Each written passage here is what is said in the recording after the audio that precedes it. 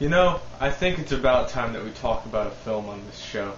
Yeah, the last two episodes I was only talking about video games, but it's about time we talk about a movie. And the movie in question today is The Secret of NIMH.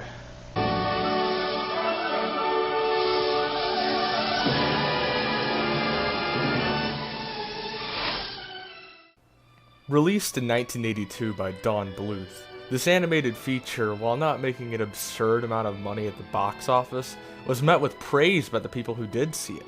The movie was subsequently released on VHS and DVD and is still watched and talked about to this day, albeit growing more obscure. Something interesting, however, if you check the rating of the movie, it was actually rated G, meaning that it's okay for children and general audiences to watch. In fact, the movie was based on the 1971 children's novel Miss Frisbee and the Rats of NIMH by Robert C. O'Brien. So how well has the movie held up many decades after its release? And is The Secret of NIMH an okay movie for children? First, let's talk about what you see. The animation. This film is moody, with several scenes being very dark in tone. The character designs are all, for the most part, very approachable and reminiscent of classic Disney animations. After all, Don Bluth is an ex-Disney animator. Anyway, there are a few notable character designs that aren't so approachable, being the designs for Nicodemus, Dragon, the pet cat, and Jenner, who all, at least in my opinion, give off a more uncomfortable feeling.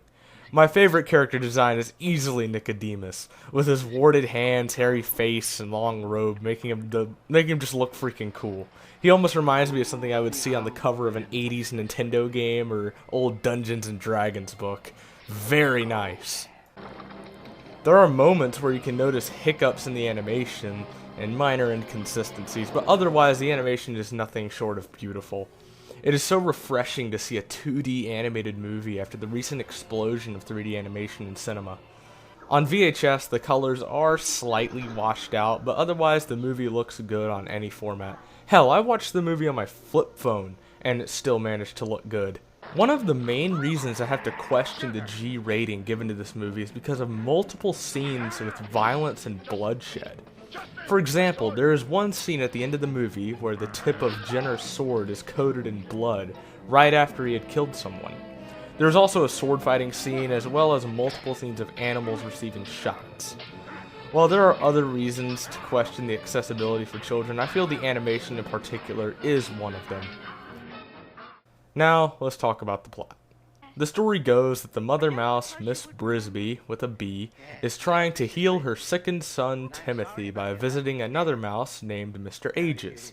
She needs to heal him before a tractor comes and plows over her small home in the middle of a garden patch on the Fitzgibbons farm.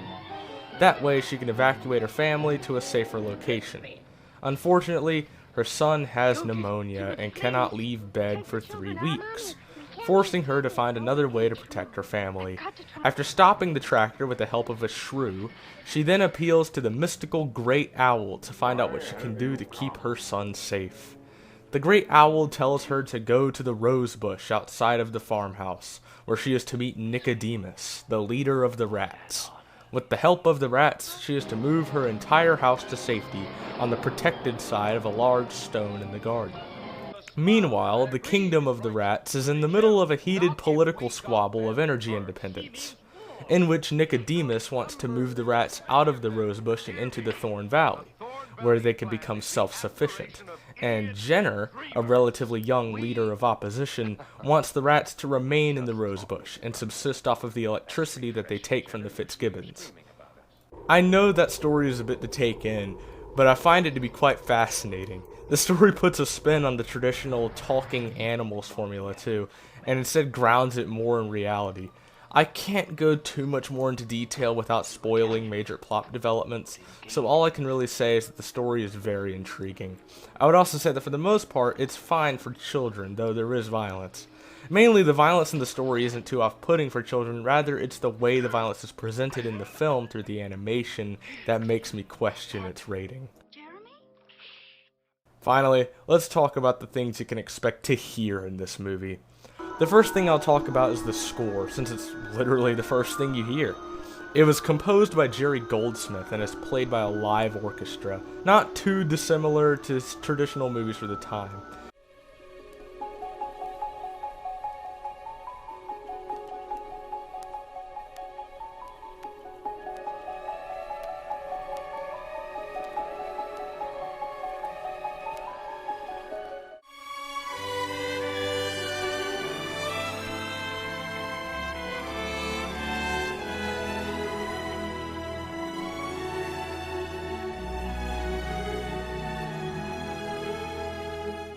This was at the beginning of the explosion of synthesized music and movie scores, since this was, after all, the early 1980s.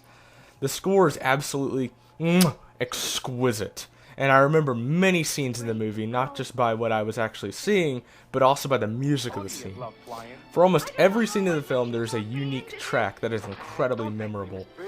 The movie's iconic song, Flying Dreams, is also well done, with it playing during a scene at the beginning of the film and during the end credits, with each version being different, one being sung by Sally Stevens and another by Paul Williams. Dream by night, wish by day, love begins this way. Night's a friend with love to send, each new day.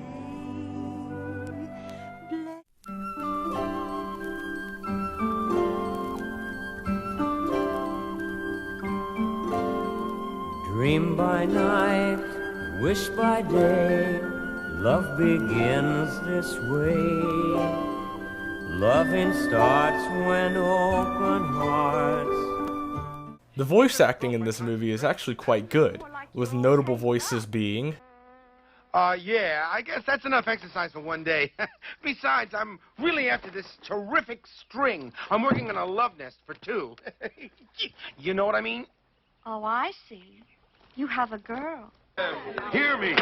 The Thorn Valley Plan is the aspiration of idiots and dreamers. And along with those, my personal favorite... My child, shall we journey to your home? Sir? Tonight, we must move your house to the protected side of the stone. All of these performances are really good, and it's hard to imagine the characters in this movie sounding any different. In fact, when I was watching another Don Bluth film, An American Tail, anytime the character Tiger appeared, also voiced by Dom DeLuise, I kept on mistaking him in my head for Jeremy. One of the reasons I feel this movie's rating isn't accurate is also because of swearing in one of the scenes of the movie by one of the characters, Justin, voiced by Peter Strauss. A mouse? Can I keep it? Can I? No, Billy. Put it outside. Damn. Oh, Mom, please. Now in conclusion, is The Secret of NIMH an acceptable movie for children? It depends on the age. This may not be a good movie to show a 6-year-old, I would say, but a 10 or 11-year-old? Sure, absolutely. This movie is a masterpiece and is easily my favorite movie of all time. I would also say show it to kids that are a bit older, that way they can appreciate the film more. If I had watched this film when I was younger, I probably would have been bored out of my mind. But since I watched it when I was a bit older, I was able to understand the motives of characters and the overall story a lot better. Ultimately, though, it is up to what parents think is okay for their children to watch, and whatever they think has far more weight than any recommendation I could make. Ultimately, though, I think the G rating is just inaccurate. I think it would have been better if the movie was rated PG or something along those lines. Something that would have given a better indication of the violence and even the swearing in the film. The Secret of NIMH shouldn't have a G rating. There. I've said it. And love, it seems, made flying dreams to bring you home to